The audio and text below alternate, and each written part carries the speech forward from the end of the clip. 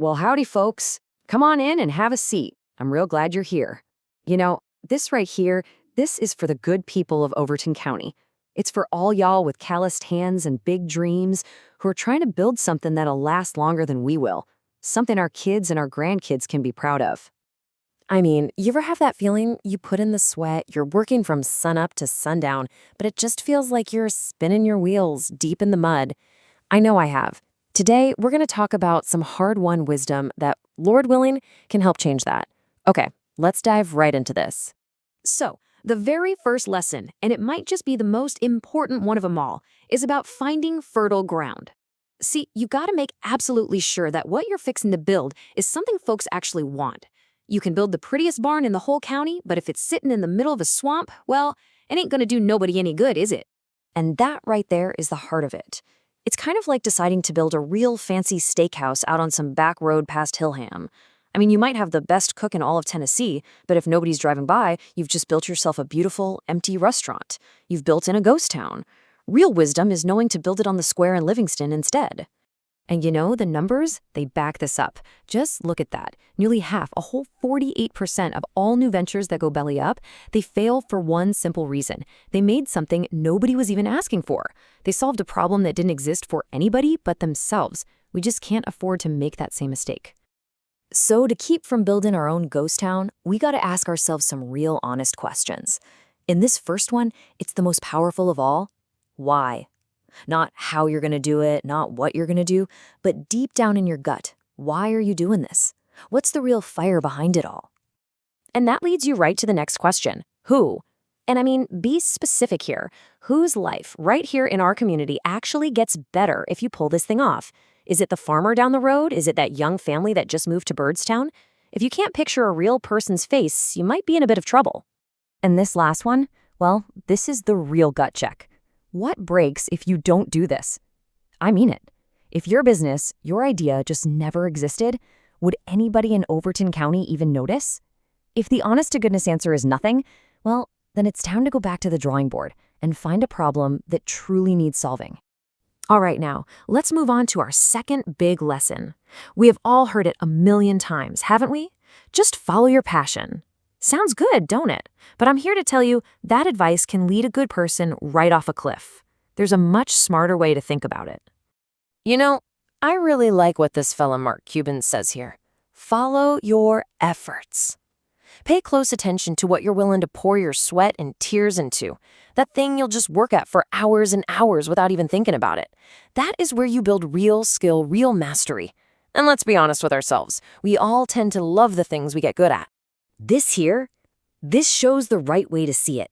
Passion is the gas in your truck. It ain't the map in your hand.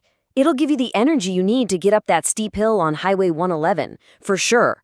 But it won't tell you whether you ought to be heading to Cookeville or Albany. You gotta use your head and your heart for that part. So before you go all in on something, run your idea through this simple little test. I call it the LIT test. L is for leverage. What's your unfair advantage? Maybe your family's been known for honest work in this county for 100 years. That's some serious leverage. I is for insight. What secret do you know about our community that an outsider just wouldn't get? And T is for timing. Why is now, this very moment, the perfect time to act? If you've got a good answer for even one of these, you might just be onto something real. All right, on to our third lesson. This one's about knowing the very nature of what you're building. See, every single business has its own DNA. A code that kind of determines how it acts. You wouldn't try to make a big old plow horse win the Kentucky Derby, right? You got to know what kind of animal you're working with. Now, just take a look at this. If you're a service business, say you're the best mechanic in town, your trap is that you only have so many hours in a day. The way you win is to turn your know-how into something you can sell even when you're not there. Or if you're selling jams at the farmer's market, your trap is that all your cash is tied up in jars and fruit. You got to get real smart about your supply chain. Understand the nature of your business so you can stay one step ahead of its traps. So, the whole point of this is to make sure the business you're building can actually give you the life you want to live.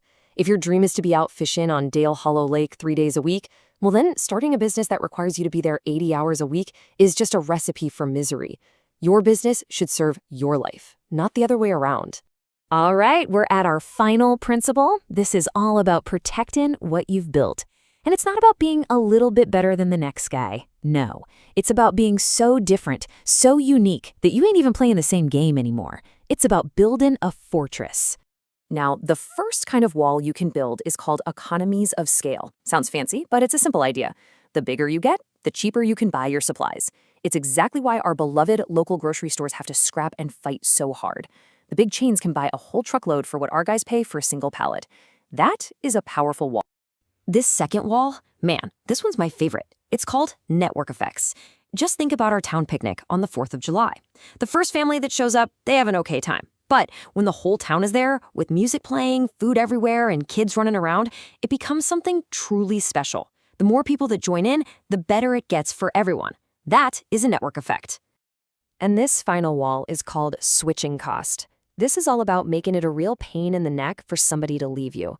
Down here, we know all about loyalty, don't we? We go to the same bank our granddaddy used. Not always because it's the best, but because the very thought of moving all that stuff over is just too much trouble. The pain of leaving is higher than the pain of staying. And that is a strong, strong wall. But here's the real secret to building these walls. You don't start by trying to take over the whole world. No, sir. You find a tiny, overlooked corner of our home, right here in Overton County, that maybe nobody else is paying attention to.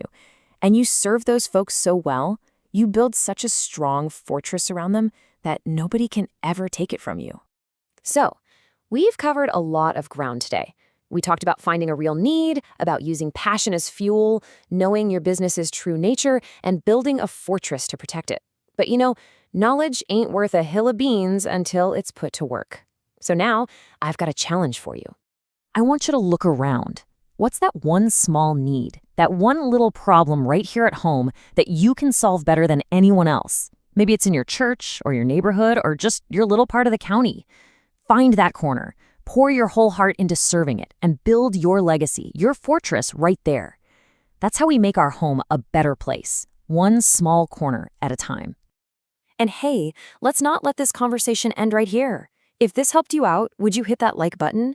And more importantly, comment below with your ideas, your corner of the county. Let's help each other out.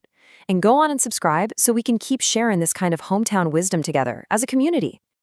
Before we go, I just want to close with a small prayer for all you builders out there.